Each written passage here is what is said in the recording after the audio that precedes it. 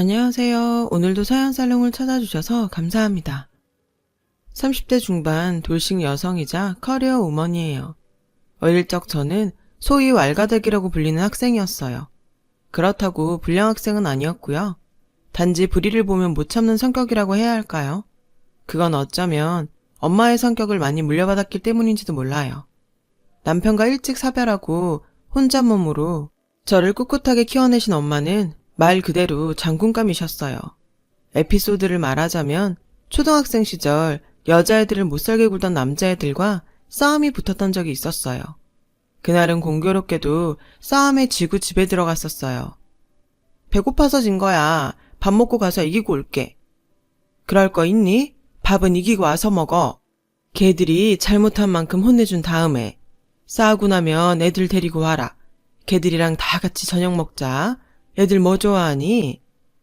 이쯤 되면 어떤 성격인지 알만하죠? 물론 이랬던 제게도 흑역사는 있었어요.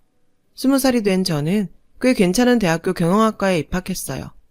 남에게 지금 못 사는 성격은 공부에도 해당되었거든요.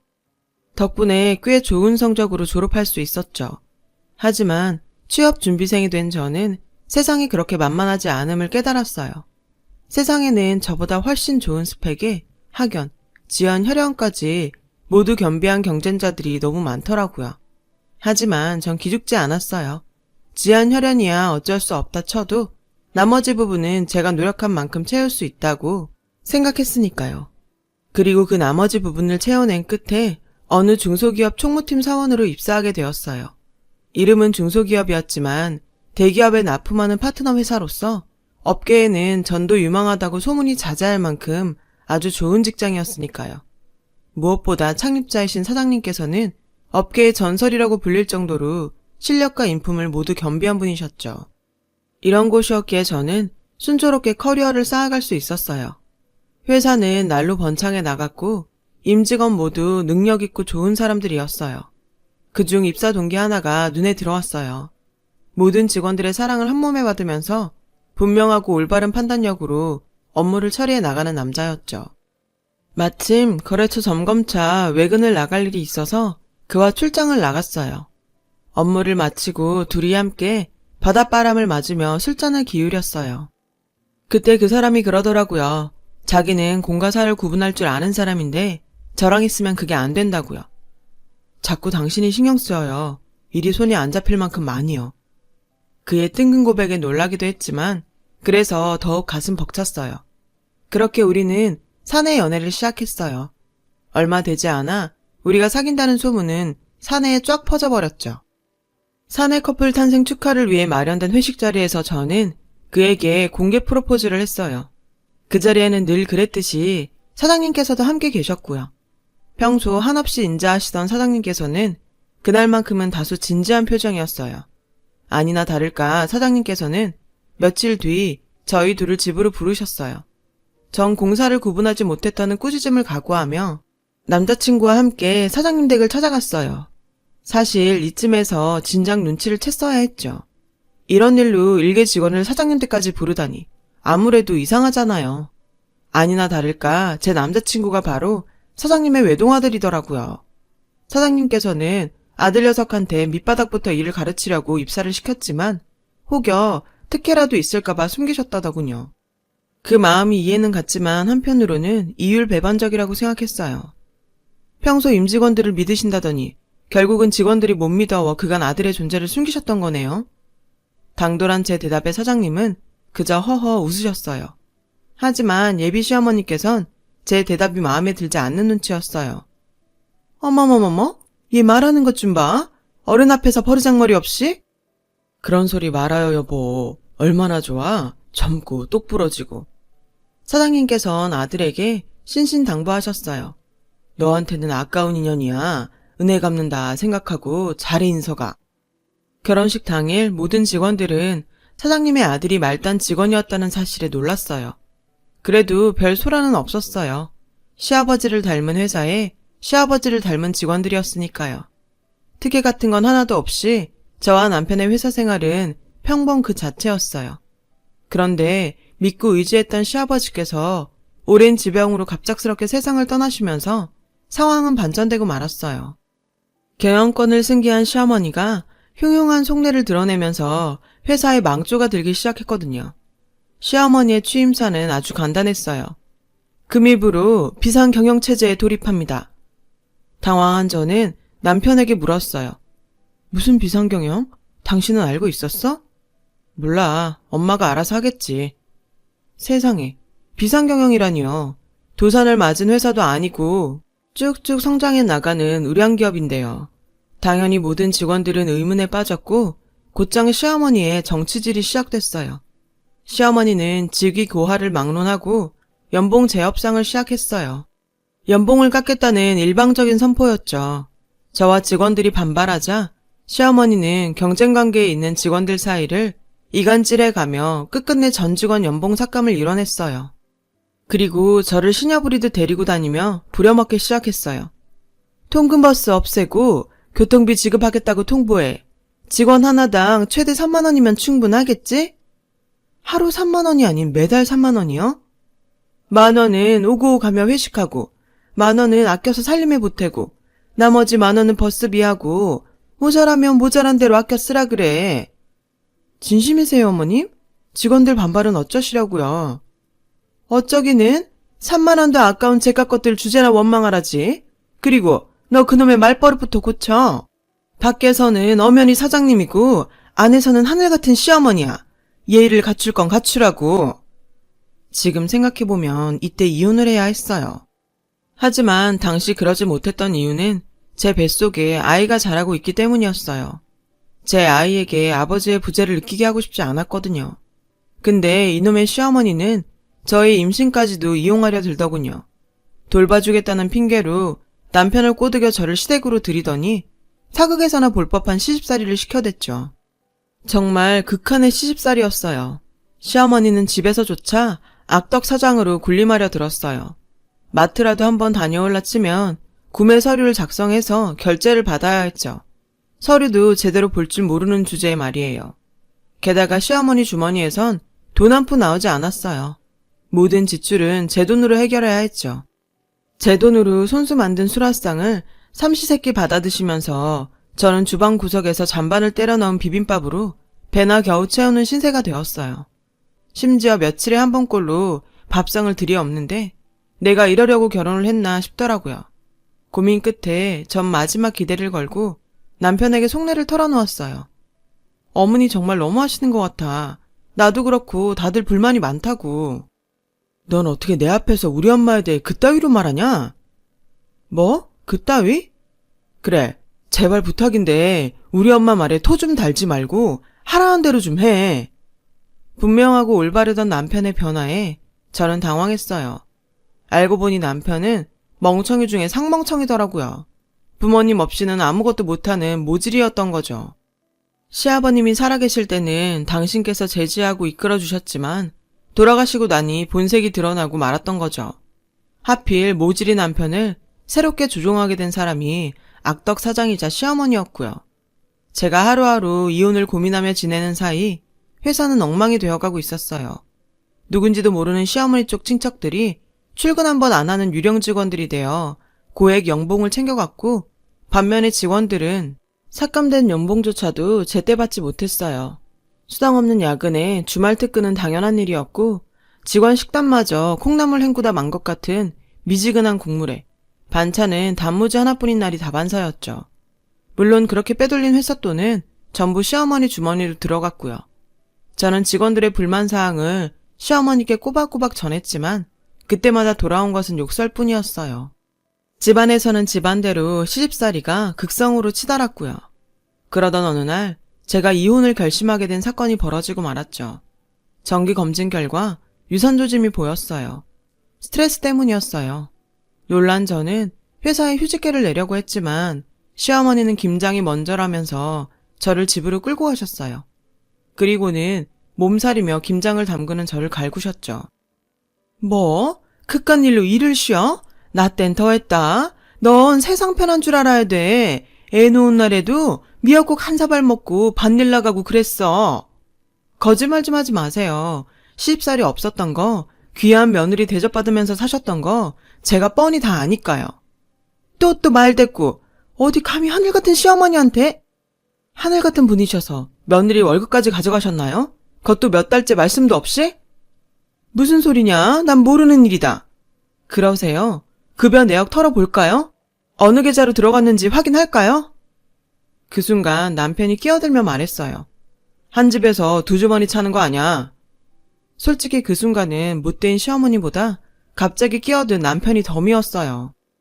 자기야, 좋은 게 좋은 거라고 엄마가 어련히 알아서 잘 불려주실까? 그 말에 순간 열이 확 오르더라고요. 너 편들지 마. 너한테는 할 말이 없어서 참고 살았는 줄 알아? 그때였어요.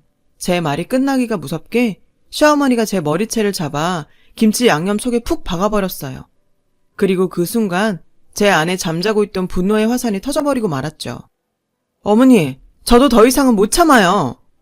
저는 양념으로 범벅이 된 얼굴을 손으로 훔치곤 그대로 달려들어 시어머니 머리채를 잡았어요.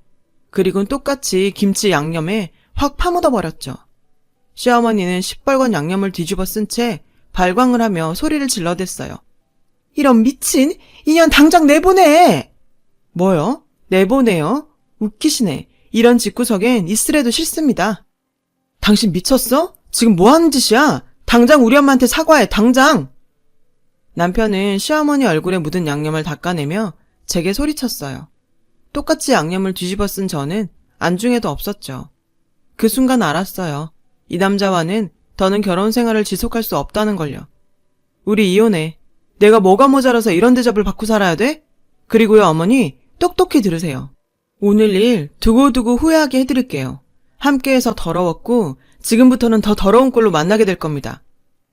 그날로 저는 회사에 사표를 냈고 이혼 소송도 걸었어요. 그리고 얼마 뒤 법원으로부터 이혼 판결을 받았죠.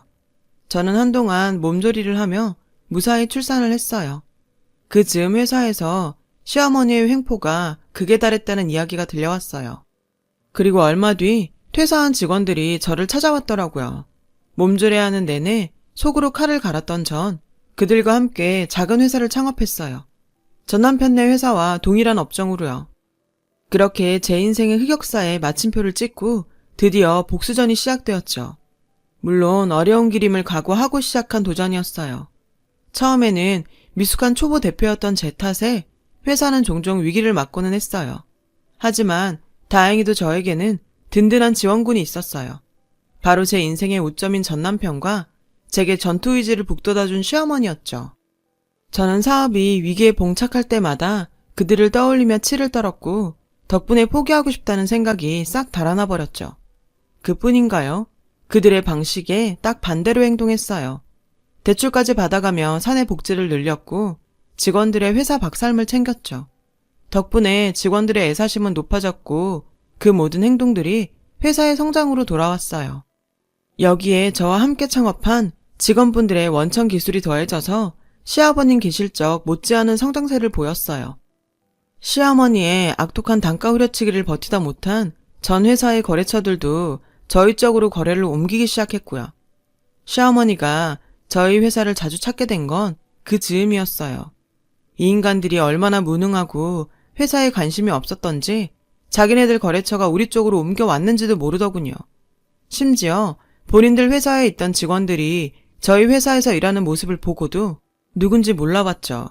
그리고 더 황당했던 건 며느라, 세금이 뭐가 잘못됐단다. 오늘 처리 안 되면 과징금 크게 문다니까 이거 서류 처리 오늘 좀 해줘야겠다. 글쎄 이러지 뭐예요. 지금 뭐 하시는 거예요? 저 그쪽 며느리 아닌지 한참 됐고요. 엄연히 이 회사 대표예요. 그 회사에는 그깟 거 하나 제대로 할 직원도 없나요? 왜 여기 와서 이러세요? 요즘 젊은 것들 근성이 없어가지고 뻑하면 나가고 그런다 글쎄. 너도 그렇다 얘. 같이 산 정이 있는데 이 정도도 못 해주니? 정이 그리우시면 초코파이나 사드세요. 여기 와서 정타령하지 마시고요. 그렇게 매번 찍소리도 못하고 돌아서는 시어머니의 모습이 어찌나 고사하던지 비타민이 따로 없더라고요. 한동안 시어머니 회사 직원들이 저희 회사로의 탈출 러쉬가 가속화되었어요. 어느덧 저희 회사 직원 대부분이 그쪽 회사 출신이 되었죠. 그들의 고생을 충분히 알고 있던 저는 모두를 받아주었어요. 그건 그쪽 회사에는 제대로 된 직원이 남아있지 않다는 반증이기도 했죠. 당연히 그쪽 회사는 잦은 품질 문제를 일으켰고 결국 대기업 납품건에도 문제가 생겼어요. 저는 그 기회를 놓치지 않았어요. 시어머니 쪽 회사와 경쟁 같지도 않은 시시한 경쟁을 시작한 거예요. 대기업 납품건을 따내기 위한 입찰 경쟁이었죠. 그런데 이 사람들은 답 없는 만큼 겁도 없는 인간들이더라고요. 아니 글쎄, 대기업에 보낸 샘플 제품을 저희 회사 제품을 가져다가 케이스만 갈아서 제출했지 뭡니까? 저는 그 정보를 입수했으면서도 입찰 당일까지 모르는 척 했어요. 그리고 입찰 당일에 그 사실을 공개했죠. 이거 우리 제품이다. 얼마나 기술력이 떨어지면 남의 제품을 도둑질에다가 제출을 했겠냐고요. 그런데 그 자리에 참석한 남편의 답변이 가관이었어요. 저희 두 회사는 사실상 같은 회사예요. 그러니 제품이 같은 거죠. 대기업 측 관리자가 제게 물었어요. 방금 하신 말이 사실인가요? 서류상엔 별개 회사로 나오는데요. 아닙니다. 서류에 적힌 바와 같이 별개의 업체입니다. 제가 그렇게 말을 하자 남편이 저에게 귓속말을 해왔어요. 당신 진짜 이럴래? 까놓고 말해서 저거 우리 회사 직원들이 만든 거잖아. 그걸 이제 알았니? 근데 이제는 당신의 직원들 아닌 걸로 아는데? 저는 그렇게 말하고는 심사위원들 앞에 나서서 진심을 전했어요. 금일 제출한 이 제품은 저희 직원들이 평생을 바쳐 일구어낸 기술력의 산물입니다. 저희는 오직 품질과 기술력, 그리고 가격으로 이번 입찰에서 승부하겠습니다. 그리고 며칠 뒤 아주 당연한 결과가 도착했어요. 저희 회사가 대기업 측 파트너 업체로 선정되었다는 결과였죠. 저는 모든 직원들에게 성과금과 함께 포상휴가를 제안했어요. 하지만 직원들이 거절하더라고요. 그 못돼 처먹은 모자에게 확실하게 갚아주고 싶다면서요. 지금은 우리 회사를 위해 더 노력하고 싶다면서요. 그래서 저는 개별 성과금과 포상휴가를 주었어요. 직원들이 기계는 아니니까요. 행복은 함께 나누고 휴식 여건을 보장해줘야 올바른 일이니까요. 개인 사비를 털었던 탓에 주머니는 다소 가벼워졌지만 뿌듯하더라고요. 이제야 좀 저다운 모습으로 돌아왔다 싶더군요. 얼마 지나지 않아 너무너무 반가운 소식이 들려왔어요. 시어머니의 회사가 최종 부도 처리가 되었다는 소식이었죠. 저는 생계 걱정에 차마 그 회사를 떠나지 못하던 직원들을 받아주기로 했어요. 글쎄 무슨 일이 있었는지 아세요? 기가 막히게도 전 남편이 저희 회사에 경력직 입사 지원서를 냈더라고요. 자존심도 없는 거죠. 저는 그 인간이 어떤 꼬라지가 됐는지 한번 보고 싶어서 면접 핑계로 회사로 불렀어요. 그랬더니 이 인간이 시어머니를 대동하고 면접을 보러 왔지 뭐예요. 그날 그 모자가 보여준 말과 행동은 호암무치의 극치였어요. 특히 시어머니가 가관이었죠. 사무실 꼬라지가 영 그렇구나. 여기서 직원들은 청소도 안 하고 사니? 아무리 없어도 그렇지 없는 티가 너무 나는 거 아니니? 환기 좀 시켜라. 사무실 꼬라지가 이래서야원. 저와 직원들은 속으로 웃었어요.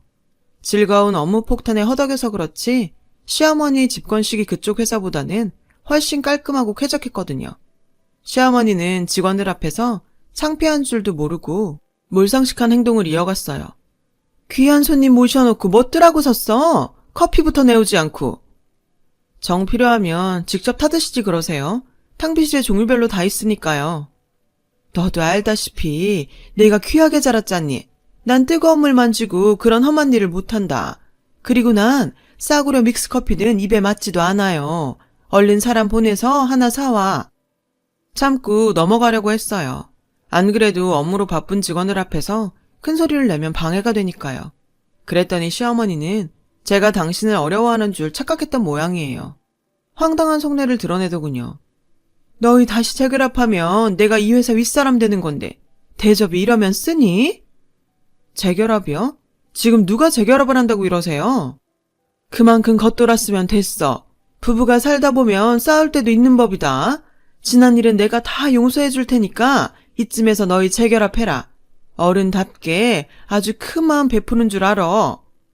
그랬어요. 이 모자는 아들의 면접 때문이 아니라 재결합을 요구하러 찾아왔던 거였어요. 그리고 그 순간 저는 확신했죠. 이 인간들이 회사를 쫄딱 말아먹고도 정신을 못 차렸구나 하고요. 시어머니는 정신을 차리기는커녕 여전히 사모님 망상에 빠져 있었죠. 그래서 결심했어요. 돌아가신 아버님을 생각해서라도 모자의 정신머리를 고쳐놔야겠다고 말이죠. 그렇게 저는 전 남편에게 줄 면접비 3만 원을 모자의 면전에 한 장씩 날리면서 과거 시어머니가 했던 말을 그대로 돌려주었어요. 10,000원은 가는 길에 회식하시고, 10,000원은 아껴서 살림살이에 보태시고, 10,000원은 버스비 하시고, 모자라면 모자란 대로 아껴 씁시다. 너 지금 뭐 하는 짓이야? 어머, 몰라서 물으세요? 어머님한테 받은 대로 돌려드리는 거잖아요. 멀리 안 나가니까 알아서들 가세요. 전 남편과 시어머니가 고래고래 소리를 질러댔지만 저는 아랑곳하지 않고 마침내 긴 악연의 마침표를 찍었어요. 왜요? 내 말이 기분 나빠요? 다 당신이 했던 말이잖아. 그러니까 평소에 올바르게 살았어야지. 3만 원 챙겨서 가시는 길 험하게 가세요. 난 누구처럼 남는 돈 반납하라는 소리는 안 할 테니까. 흥분한 전 남편과 전 시어머니는 사무실 집기를 던지며 난동을 부렸어요. 그러다 결국 경찰 손에 끌려갔죠. 자신들이 한때 부렸던 직원들 앞에서 경찰 손에 질질 끌려가는 모자를 보니 그런 생각이 들더라고요. 저들이 뭐라고 그동안 꾹꾹 참아가며 결혼 생활을 했나 하고요. 감히 말씀드리자면 여러분 참지 마세요. 고통 속에 바스러져 가기에는 우리는 너무 빛나고 아까운 사람들이잖아요. 지금까지 제 사연을 들어주셔서 감사드려요. 여러분, 사연 댓글에 응원과 현명한 조언 부탁드려요. 좋아요와 구독은 저에게 큰 힘이 됩니다. 오늘도 좋은 일 가득하세요.